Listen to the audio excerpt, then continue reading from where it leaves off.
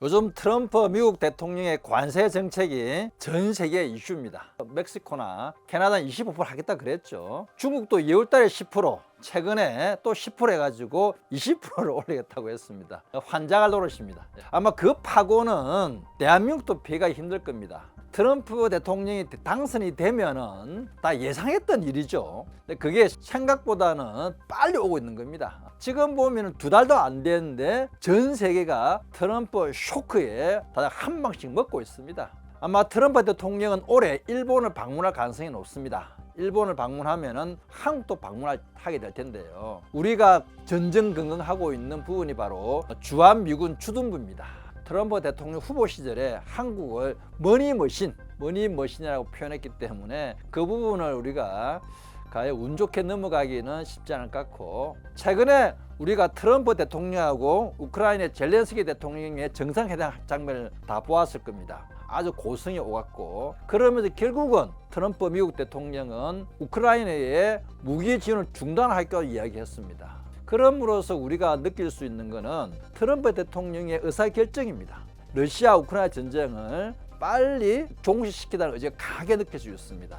그렇다면은 러시아 우크라이나 전쟁이 끝난 다음에 그 다음에 넥스트가 뭘까? 다들 많은 전문가들이 생각하기에는 북한과 미국의 정상회담을 예측하고 있죠. 제가 여러 차례 북미 정상회담을 올해 하지 않겠냐 제가 언급을 많이 했습니다만은 그게 실현될 가능성이 점점 높아지고 있죠. 최근에 미국 칼빈슨 항공모함이 부산에 입항을 했습니다. 당장 북한이 그거 가지고 난리가 났습니다. 그렇지만은 그거는 이미 예상된 북한의 반응이었고요. 북한과 미국이 지금 어떤 식의 대화를 준비하고 있는지는 알 수는 없습니다만은 지금 분위기 봐서는 분명히 대화할 가능성이 점점 높아지고 있습니다.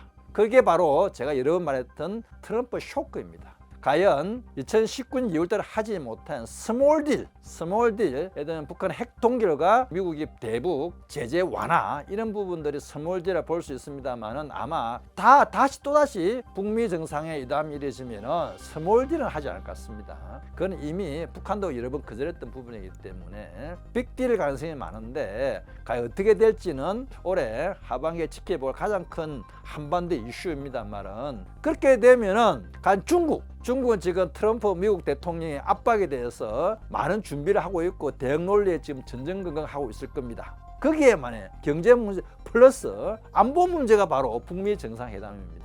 이것까지 만약에 두 사람 악수를 하고 뭔가 합의를 이루어지면은 아무래도 북한은 점점 탈중국화를 가속화하겠죠. 지금도 다 아시다시피 북한과 중국 관계는 작년만큼 그대로 계속 지금 냉각 상태입니다. 서로 만나려고 하지도 않아요. 이 상태가 언제까지 갈지는 모르겠습니다만은 중국 입장에서는 러시아 편들기, 지금 파병까지 한 상황이지 않습니까?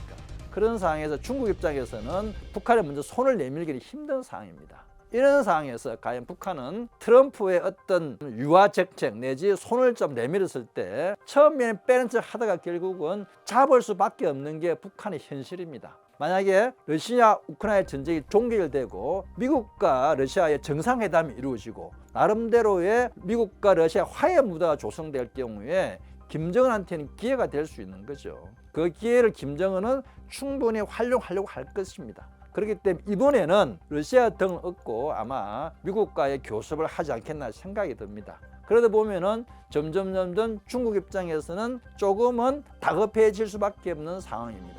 중국이 어느 정도 개입하지 않은 상태에서 북미 정상회담, 중국에 빠진 중국 패싱에 따른 북미 정상회담은 중국 입장에서는 동북아 안보 지형에서 큰 새로운 변수가 생기는 겁니다. 그럼 자연히 결국이 그 동북아 안보의 변화가 중국 경제에 영향도 주겠죠. 그럼 우리는 지금 그러면 어떤 상황인가? 대통령이 권한이 전지된 상태죠. 이런 엄청난 변화에 대해서 많은 준비를 하고도 부족한 상황입니다만은 조금 아쉬운 점이 많이 있습니다. 단지 우리가 여기서 한 가지 기억할 점은 뭐냐면은 트럼프 대통령한테 70년 동맹, 한미 동맹 이런 어떤 우리의 소원 통일 이런 가치 부분을 가지고 트럼프를 대하지는 해서는 안 된다는 것을 제가 여러 차례 이야기했습니다. 트럼프 대통령은 거래 기술이라는 책을 있을 정도로 주고받는 부분들, 과연 트럼프 대통령이 과연 기에 혹할 부분들, 이런 부분들을 준비하지 않으면은 트럼프 대통령을 다루기 힘듭니다. 최근에 대만의 TSMC가 미국에다 1,000억 달러 투자하겠다고 발표를 했습니다.